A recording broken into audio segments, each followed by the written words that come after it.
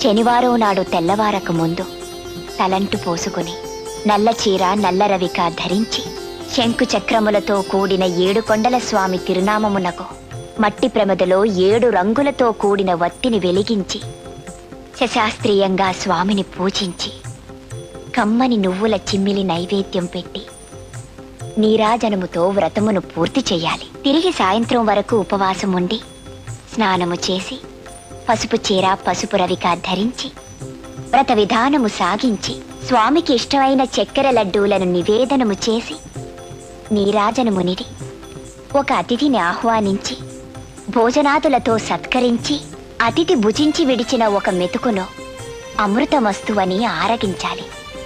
అప్పటికి ఆనాటి శనివార వ్రతం పూర్తవుతుంది. ఈ విధంగా 7 శనివారములు వ్రతమును చేసినచో ఉద్దేశించిన సత్ఫలమును పొందగలరు.